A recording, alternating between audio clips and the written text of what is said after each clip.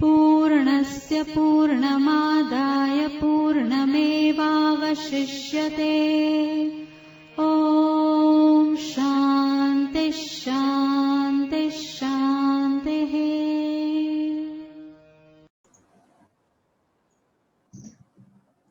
Namaste.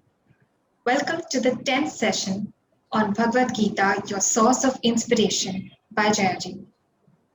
I request Jayaji to give us an overview of chapter 15. We'll begin with the invocation.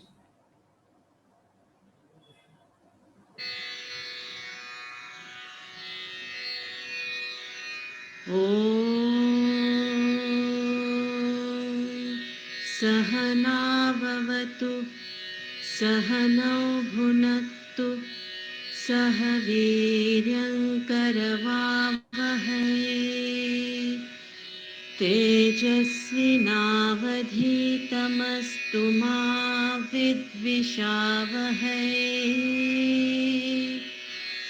Om Shanti Shanti Shanti.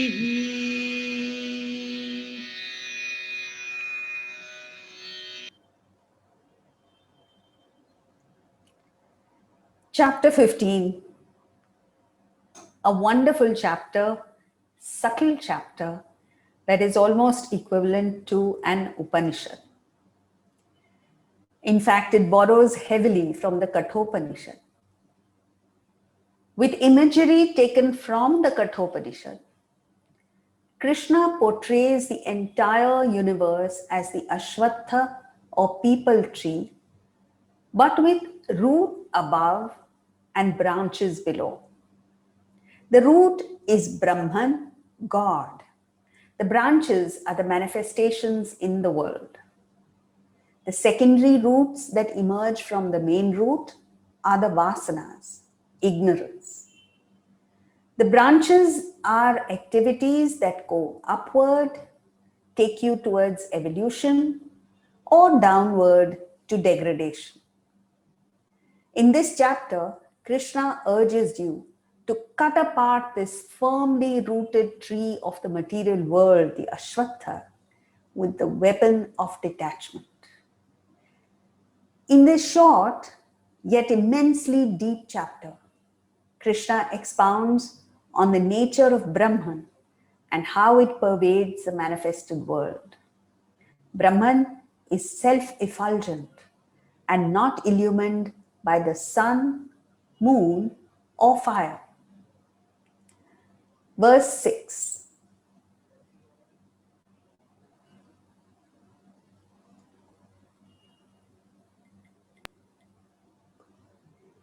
न तद्भासयते सूर्यः न शशाङ्को न पावकः यद्गत्वा न निवर्तन्ते तद्धाम परमं मम.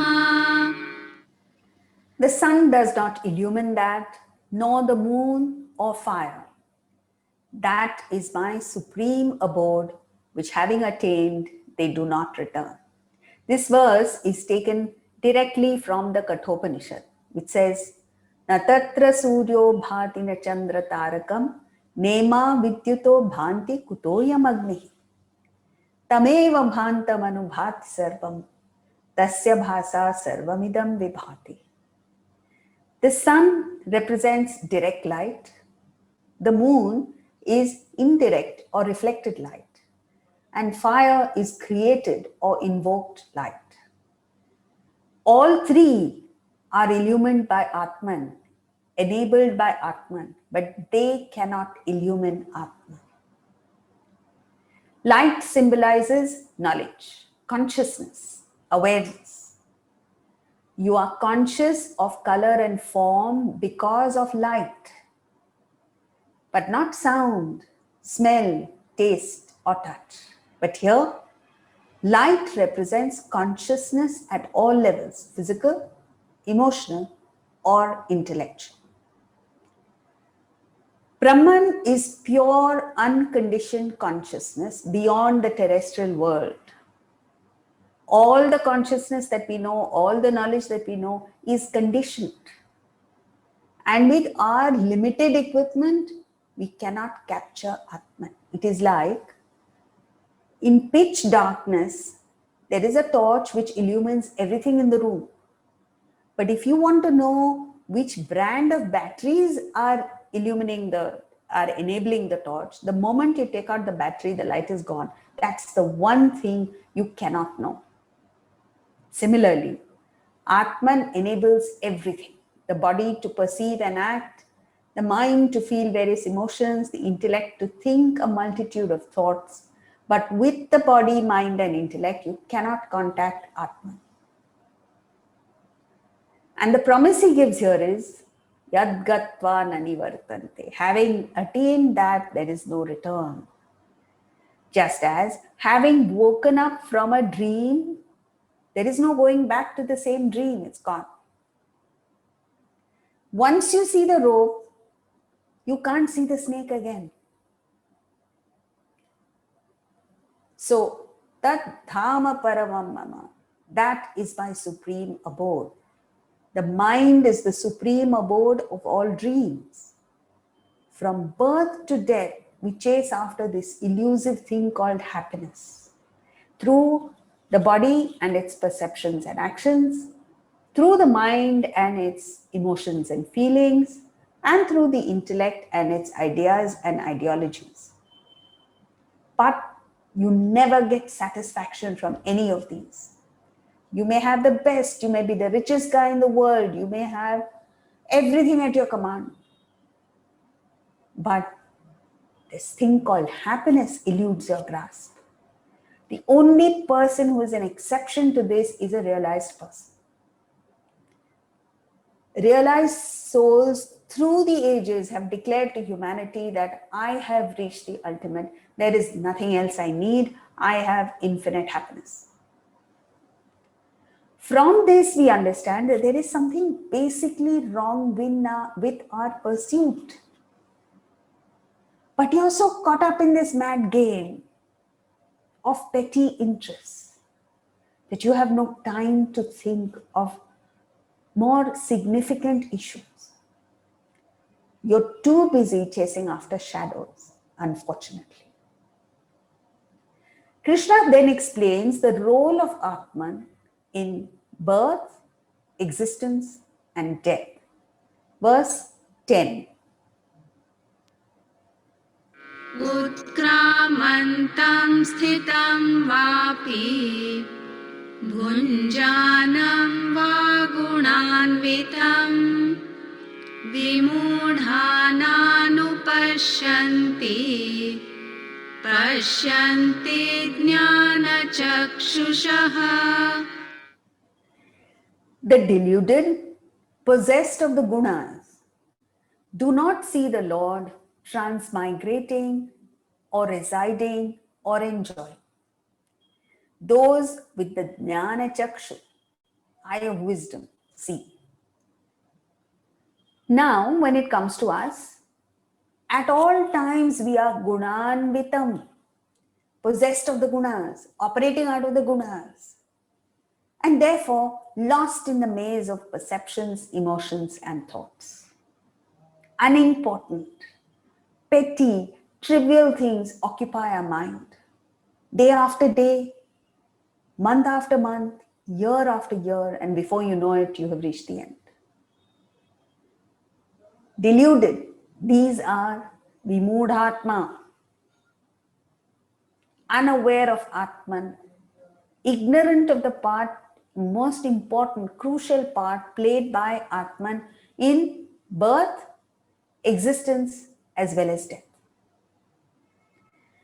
Now, Atman is always present. It's all pervading and therefore cannot move. You can only move from a place where you exist to a place where you are not. But Atman is everywhere, so it cannot move. So at death, what is it that moves is the question. Atman is always present, But wherever there are vasanas, mind and intellect, there is a manifestation, movement. It seems as if Atman is moving, but actually what is moving is the equipment through which Atman is functioning. The deluded don't see this. It's like a neon sign which appears to move in darkness. The reality is that behind the hoarding, there is a cylinder with a hole in it which moves, it rotates. And because the cylinder rotates, it seems as if something is moving on the hoarding. Now, vasanas. Vasanas means unmanifest desires. Not only do we express our personality according to our vasanas, we get lost in them, we get attached to them, and our world is restricted by them. And then we have no option but to associate only with people with compatible gunas. Like a businessman is lost in business vasanas. He lives in the business world, he hangs around with like-minded people, moves among other businessmen. It's the same thing with a gambler, a drunkard, a musician, or philosopher. So your environment actually reveals your personality. The Jnana Chakshusha, the one with the eye of wisdom, sees through this little world and recognizes the underlying reality. So this Jnana Chakshu is not a gift of God. It's not that God is partial to some people and does not like others, but it's the product of spiritual sadhana. The key in spiritual sadhana is objectivity. When you see a person with angry vasanas, aggressive vasanas, affectionate vasanas, brilliant vasanas, dull vasanas, don't get involved with them, just stand apart and watch this fantastic show. Just as we watch movies. And when you become objective, the world becomes ineffectual. It loses its sting. It no longer has the capacity to affect you or upset you. Just as in the Ramayana, Hanuman is said to have scorched all of Lanka with his tail. Now, scorching Lanka means roasting. It's the equivalent of roasting. Sudama took a handful of roasted rice, poha, to Krishna. So a seed, when it is roasted, loses the capacity to germinate. That's what happens in the first stage of your spiritual journey. You gain just enough knowledge so that the vasana is still there, but it gets scorched. It no longer has the capacity to generate a multitude of vasanas. Then material things do not tempt you. So what he's saying here in this verse is this cycle of birth, existence, death goes on and on. But what is it that is moving? We are confused, we don't know. And what is it that always remains? We think Atman is moving. Atman is not moving. Atman cannot move. So the dead body is there. So the body is there. Spirit, Atman is there. What is missing are the inner equipment of mind, intellect, and vasanas. They move. And why do they move? Because the prarabdha vasanas which have brought the person into this embodiment are exhausted, fulfilled. And the next bundle of prarabdha vasana starts operating, which cannot get fulfilled because there is a mismatch between the vasanas and the environment. So nature gives us an opportunity to start afresh. And how? Because you forget the past and you really start with a clean slate. What a wonderful opportunity. But birth after birth, lifetime after lifetime, we fail to use this advantage. We fail to use this fantastic gift and commit the same mistakes over and over again. So, unless you gain knowledge, unless you are aware of where you are going wrong, and unless you correct it, the attitude, you are going to go through the same problems over and over again. The nimitta differs, the people differ, the environment differs. But what difference does that make? You are the one who's suffering. So, this is a wake up call. However difficult it may be, however painful it may be to stand up to your own deficiencies, your own shortcomings, your own faults, you have to do it now. Because if you don't do it now, you're committing yourself to I don't know how many janmas of torture and pain. Same attachment, same selfishness, same ego, same desire. What's the point? So it is these verses that give us this objectivity. Now, even in this janma, you must understand that the key is objectivity. There are people with different kind of vasanas. One has angry vasanas, another has aggressive vasanas, a third person has affectionate vasanas, another person is brilliant vasanas. All you have to do is stand apart and watch this fantastic show. Just as we watch movies. Then the world no longer affects you. But you don't do that, unfortunately. So the study of the Bhagavad Gita becomes all the more important. I don't know, if you have this vision, you will grasp it, you'll grab this opportunity, and you'll be a different person. Like, there is this American who in the 1980s, when he was in college, whoever he admired among the American philosophers always mentioned the Bhagavad Gita. So he thought to himself, why not I learn directly from the Bhagavad Gita? And in those days, it took some time and effort to catch hold of a copy of the Bhagavad Gita with an English translation and explanation. When he got that, he says, I read it start to finish that night. I didn't put the foot down. I didn't put the book down. And that night I knew that I was not going to be the same person again. What an effect the Bhagavad Gita had on me.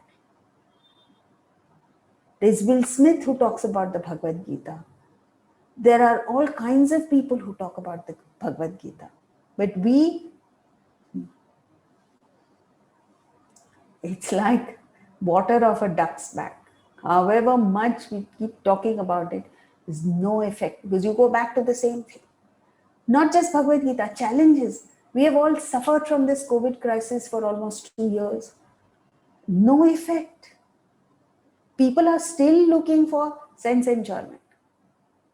What is that? Revenge travel, revenge indulgence, revenge, all kinds of things. Because the system is so full of vasanas and desires. You can't think of anything else. So we now go to verse 11, where he talks about the striving yogis. Yatanto yoginashchainam pasyantyatmanyavasthitam yatantopyakritatmanaha nainam pasyantyachetasaha. The striving yogis see this means Atman established in the self. Though exerting, the undeveloped and unintelligent do not see this. Yatanta yoginaha see this as against that, because Atman is the closest most intimate part of you, the core of your personality. Yogis, because they are on the path to unite with Atman. Yatantaha, they're constantly striving. How? They are practicing the three yogas of Karma Yoga, Bhakti Yoga, and Jnana Yoga. So these three yogas are meant to reduce the number of desires you have, improve the quality of desires, and change the direction of desire. Karma Yoga is working in the field of your Swadharma for a higher purpose, in a spirit of service and sacrifice. So the key here is to shift from grabbing, taking, aggrandizing to giving, contributing, serving. Bhakti Yoga is the emotional path where you redirect your emotions from worldly people to the divine. And you strive constantly to get to that divine. So you're constantly thinking like a lover of the beloved. Here is a person who may have to pursue his profession, the sport maybe, extracurricular activities, looking after the family, all of this. But the thought is constantly aligned with the beloved. Similarly, more intensely is the desire that a bhakta feels for God. And the starting point of this is gratitude, not a feeling of entitlement, but that of gratitude. Jnana Yoga is not mastery of the scriptures, it is just Nitya, Anitya, Viveka, Vichara. Constant reflection on the distinction between Nitya Vastu, permanent, and Anitya Vastu, impermanent. Then you develop dispassion, Vairagya. You're no longer interested in the petty things of the world. You want to get to God. And you become detached. Then you're fit for the practice of meditation, which will catapult you to the state of realization. So the yogis see this dwelling in the self. Now, those who don't seek Atman dissipate their energies in the world. You see this. The most brilliant people, one getting into some addiction, second getting into a relationship, third, all sorts of things. And they don't realize their potential. These people are akritatmanaha, unrefined because they have too many desires. Hence this mad rush after objects of the world. And there is no control. They're full of pride and arrogance. Hence the agitation and the stress. This ego and arrogance is something that comes in our way all the time. So once, many years ago, before the expressway was built between Pune and Mumbai, during the monsoon, which was the racing season in Pune, Sunday evening, the Deccan Queen would come back full of the people who had gone there to Pune for the races. So one day, there was a group of people on the Deccan Queen and they were drinking. Now, you're not allowed to drink on trains. So when the inspectors came, they caught them drinking. All these people had to do was apologize and say, I'm sorry, I didn't know that drinking was not allowed or whatever it was, and stop it. One of those guys decided to assert himself. So he told the inspector, you know who I am? So that guy had a sense of humor. He said, sorry, sir, I don't know who you are. Please tell me.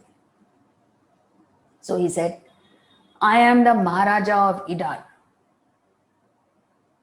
So he said, oh,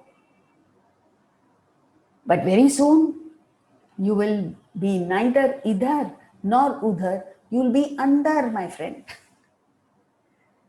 And sure enough, because of his arrogance, he had to spend one night in the lockup where he could easily have averted it if he hadn't had this egoistic concept of, you know who I am. On the other hand, there is another Maharaja who accepts that yes, we have lost our privy purses, we have lost our kingdoms, but the one thing that cannot be taken away from us is our obligation to our people. And so he uses whatever resources he has for the well being of his subjects, erstwhile subjects. And not that he wants to get into politics or anything. He's not interested in politics. He's not interested in name or fame. He's just performing his obligation. So, why are such people unrefined? Because they're ignorant. Achetasaha. This is the avarana, the shrouding of your intellect with vasana. And because of this ignorance, you're going in the wrong direction. Now, among these, a few might get fed up and turn to religion, but that is also for the wrong reasons. And even that is either mechanical or for selfish ends. They also fail to see the compelling presence of Brahman everywhere. Then comes a popular verse that is chanted before meals, along with verse 24 of chapter 4. And this is so that this is to promote the sattvic thought, prevent indulgence in the food, and instill a sense of gratitude where before you eat, you say a big thank you to all the people who have worked hard for this food, this meal to arrive at your doorstep and on your table. All religions say some kind of grace before a meal. Verse 14. Aham Vaishvanaro Bhutva Praninam Dehamashritah Pranapanasamaयुktah Pachamyannam Chaturvidham. Dwelling in the body of all beings as Vaishvanara, the fire, joined to prana, inhalation, and apana, exhalation, I digest the fourfold food. So in verse 13, Krishna says that I am the power that vitalizes the external world. Here he says, I am the fire that digests the food and enables all the physiological functions too. Have you ever wondered who gave you the appetite for food? A basic thing without which you would not be able to eat. Patients of COVID lose their sense of smell and taste and are unable to eat. You lose this, you lose your appetite, you cannot eat. So, with this, he has covered the Annamaya Kosha food sheet that covers Atman. There are 5 sheets that cover Atman, 5 koshas. Then he talks about prana and apana, which is not just the intake and output of breath, it is ingestion and excretion at all levels. So these two must be balanced. If there is an imbalance, you are not in good health. So the pranamaya kosha is covered. Digestion or cooking of food starts outside. So first thing is minerals are converted to organic food because inorganic food you can't eat. and you can't digest it, you can't absorb it, you can't do anything with it. It's only organic food that we can eat. So first, the minerals have to be converted to organic food. This food is then cooked in the kitchens, and finally, when after you eat it, it is digested by the Vaishvanara inside. Means there is the peristaltic movement, there is the absorption of food into your system, there is the circulation of this vital energy to all parts of your body, so on and so forth. So there is this ingestion, absorption, and distribution. Thus, what he's trying to say is every aspect is me, and me, means Brahman. Yet we claim that I am doing it. Who's this I? Who's doing it? Hence he says, achetasaha, ignorant, confused people, akrutatmanaha, unrefined, vimudhatma, superlative fool. Krishna then describes Brahman as a trinity of Kshara, Akshara, and Uttama Purusha. Perishable, Kshara is the perishable aspect, Akshara is the imperishable aspect, and Uttama Purusha is Supreme Spirit. He begins with the Kshara, perishable, because that's what we know. Kshara consists of the entire external universe as well as the individual. Brahman is the very core of both the universe and the individual you.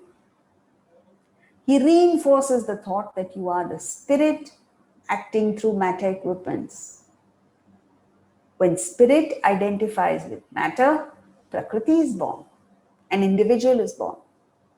And it attracts to itself the senses and mind and gets clothed in a physical body. Thereafter, when it enters and leaves the physical body, it carries the vasanas, dormant desires, as well as the subtle intellect, mind and intellect, subtle body, mind and intellect. The ignorant fail to see this and get tossed by the material changes in the world. Only the wise who see the underlying reality experience lasting peace. To dispel any false notions of Brahman being perishable, Krishna goes on to describe it as Akshara, imperishable. Brahman is the imperishable foundation of the perishable world. As Brahman personified, Krishna says he is the splendor of the sun, the moon, and fire. He sustains all beings with energy. He enters the earth and nourishes vegetation. He is the fire that digests the food eaten by all beings. Then he says, I am installed in the hearts of all. Memory, knowledge, and their loss arise from me. The sorrow and pain of separation is mitigated by forgetfulness. This loss of memory is partial during our lifetime and complete on death. It's a great blessing as it lightens the burden of life which would otherwise be unbearable. It enables us to start afresh on the journey of life to discover the truths that lie hidden. It enables our perspective to change. So thus, he sustains both the macrocosm, the universe, as well as the microcosm, the individual. In this portion, Krishna asserts that Brahman is the Akshara, imperishable supporter of the perishable world. Now finally, Krishna destroys any limitations you may have imposed on Brahman by saying it is not confined to the finite world. It is the Uttama Purusha, supreme being, far beyond the universe that we visualize. Verse 17. उत्तमपुरुषस्त्वन्यः परमात्मेत्युदाहृतः यो लोकत्रयमाविश्य बिभर्त्य ईश्वरः. But there is another, the Supreme Purusha, being called the highest self, the immutable Lord, who, pervading the three worlds, sustains them. So let's take an example. When you want to point out gold to a person who has never seen gold, how do you go about it? You show a gold ornament and say, this is gold. Let's say you take out a bangle and say, this is gold. Now the person understands it as a particular shape, size, weight of gold, etc. So you know that the person hasn't understood. The person's understanding is restricted to the shape and size of the ornament. So what do? You melt the bangle and say this is the imperishable material with which the perishable bangle was made. That is the akshara. But if you were to stop here, it's incomplete because that person's understanding of gold is restricted to the bangle. In other words, the bangle is the reference point for his understanding. So he has not yet understood gold for his perception. Gold exists beyond the ornament in its pure form. So this is necessary. It's necessary to bring in a third entity beyond the ornament and the gold that goes into its making. Now come to the universe. The universe with its millions of galaxies is Kshara, the perishable aspect of Brahman. The imperishable substratum of the perishable world is called Akshara. Akshara. But the universe is still the reference point for him to understand. So that must be smashed. Because the vast cosmos is only an infinitesimal disturbance in the vast expanse of Brahman. Krishna thus has to bring in a third concept, that of Uttama Purusha, or highest self, to complete the picture.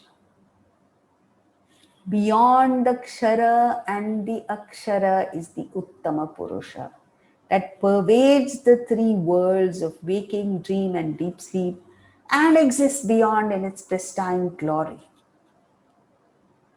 So with this, Krishna completes the description of Brahman.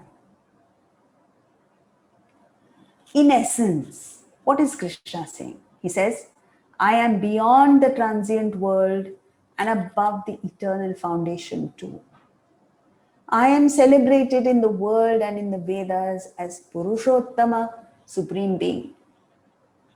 The wise aspire for me, setting aside the entire world and its fascinations. They worship me wholeheartedly. Now, let's take a look at verse 19. यो मामेवमसम्मूढः जानाति पुरुषोत्तमम् स सर्वविद् भजति माम् सर्वभावेन Bharat. One who, free from delusion, knows me as Purushottama, Supreme Self. Saha Sarvavid, that person, knowing all, worships me wholeheartedly, O Bharata. So here he's summarizing after an exhaustive analysis of the macrocosm and the microcosm. The akshara, so macrocosm and microcosm together form the kshara, perishable. The akshara, the support of all this that is happening in the universe. And Uttama Purusha. Then he says, one who knows me as Uttam Purushottama comes to me. So, me when he uses doesn't mean doesn't mean his individual personality, it means Atman. A deluded person is one who identifies with his material equipment. So, consciousness plus senses is the perceiver. Consciousness plus mind is the feeler. Consciousness plus intellect is the thinker. Now, you at the moment are involved in and affected by objects, emotions, and thoughts. Thereafter, you see only physical things. Not even am I loved or not loved, logical or confused. Undeluded people are not caught up in this, they stand apart. They have managed to extricate themselves and filtered through the body, mind, and intellect to identify with Atma. So, relatively, you see the futility of worldly pursuits. You have the right values, the right concepts, the right priorities. But you don't rest content till you get to Atma. That's the difference. Knowing all does not mean all the degrees of the universe you have. Knowing all means not degrees. You become the knowing principle, which enables you to know various things. So whether it is a worm crawling in the earth, or a bird flying in the sky, or fishes swimming in a tank, it is you and me. Pure consciousness is the base. Just as milk is the base of all milkshakes. Then he uses a fascinating term called bhajati. Bhajati, worship. It's not a particular ritual to be performed or certain items to be given. These are all man-made. When he says wholeheartedly, bhajati, he means full-time awareness, not emotional or intellectual entertainment. It's not entertainment. Today you are at body worship level, money worship. Then he says, Sarva Bhavena, with your entire being. You know, when Shabari was waiting for Lord Rama to come, and she had plucked berries, wild berries. So this is a beautiful Marathi bhajan in which Shabari is addressing Lord Rama and says, when are you going to come to this ashram? At least once, come at least once. All I want to do is Pahina, Pujana, Tekina Mata. All I want to do is just see you, worship you, and fall at your feet. I'm not Ahilya. I'm not Sita, the Rajakumari. I'm just a poor tribal mad Shabari. But I will do this Akhanda Chintan at your feet so that I may get you. And she says, this is my sadhana. Sri Ram is supposed to be Patita Pavana, redeemer of the fallen. So she addresses him and says, come at least once. Because your feet are my Swarga, heaven. and only at your feet will I get my fulfillment. So, whatever you do, material, physical, emotional, or intellectual, it must be for realization. See, where you're firing on all fronts, then there is a sharp improvement in your personality. It's a becoming. It's like when you wake up, it's the same you, but it's a becoming. Just as there is, suppose early morning today you had a dream, and the dream was fragments of things from all over. But you didn't question it then. You treated it as very real. You struggled. You were so happy when good things happened. You were crestfallen when bad things happened. But the moment you wake up, there is complete liberation from the trauma of the dream. So it's a becoming. And as you plant the ideas in your head, these ideas crystallize because of saturation of thought. And there must be that saturation of thought. Just as when you have a copper sulfate solution, you keep saturating it, and at a particular point, brilliant copper sulfate crystals come. Same way, you have to plod on in your spiritual path. There may be times when there is no improvement. There may be times when you get 3 or 4 quick reassurances that you're on the right path. So, worship means you see everything in the world as Atman. And then he addresses Arjuna as Bharata. Bharata comes from 2 words. Bha means light, Rataha means to revel in the light of Atman. So we are all Indians. Our genetic code, our philosophical code is Atman. And unless you reach there, you are going to be discontent, frustrated, whatever else you may have. So be careful what you seek. Be careful how you use this precious gift of a life. Are you going to go further downhill, or are you going to pull yourself up? In that lies your success or failure. Verse 20.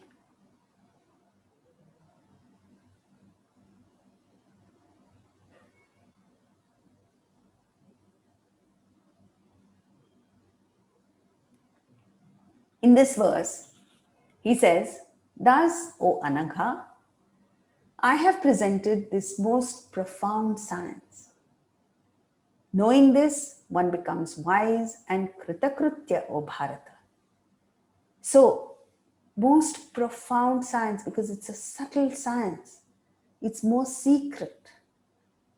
It is a science, it's a shastra. See, just because you can't put it in a test tube and see it for yourself doesn't mean it's not scientific. It is rational. It goes about it systematically, logical. And that is what is so satisfying for those of us who are seeking answers. Kritakritya is a term that he uses here. There are 2 words that a person experiences when he reaches realization. That is kritakritya and kritartha. Kritakritya is a contentment that comes from doing what ought to be done.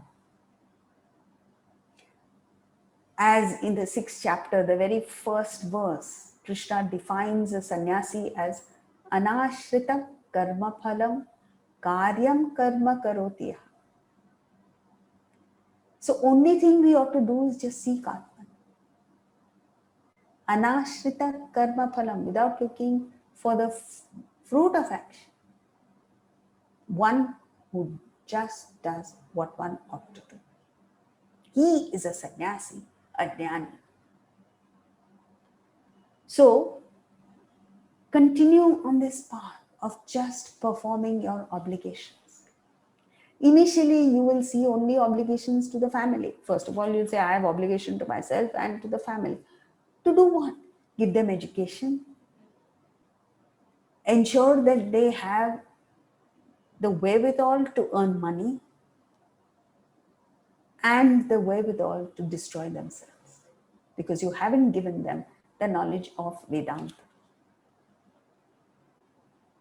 So, the fulfillment that you experience when you do your obligations is unmatched. Total fulfillment. Unmatched by any material, physical, emotional, or intellectual attainment. Then you come to the conclusion there is no satisfaction in material life, in selfish living. Take a look around you. Marilyn Monroe shot herself.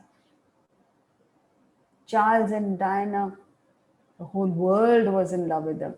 They broke up. There are billionaires' kids who are in depression, and some have actually gone and committed suicide. So, we are not here to pass judgment on others. From this, you have to learn that there is no happiness in the world. So, you may chase after it, you may gain it, you may do what you like with worldly objects, but don't believe that it will enhance your happiness. That is foolishness. And as you grow, as you develop, the independence that you experience, that you no longer need so many objects of the world, the cheer that you feel within yourself, which cannot be put down by anything that happens in the world. The power that you experience, the happiness that you get is so great that you will not want to trade it for anything in the world. So towards this goal, we must have that inspiration, follow it up with dedication, feel gratitude, express your gratitude, and look for the permanent in the impermanent passing.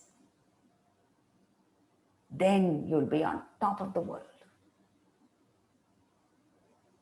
So, the Bhagavad Gita, therefore, the study of the Bhagavad Gita is important. And for those of you who need an additional source of inspiration, we are having the Guru Purnima function on Saturday, 24th July at 6:30 p.m. online.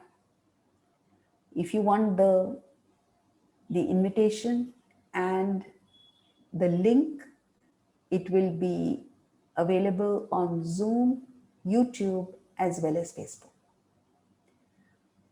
Please send us a message and we will send you the link. So, or you register on our website and you will get the link immediately. So, do continue, start. Guru Purnima is an auspicious day to start your journey of spiritual study and reflection and growth. Start it and then see how it takes you. Thank you. Om Shanti Shanti Shanti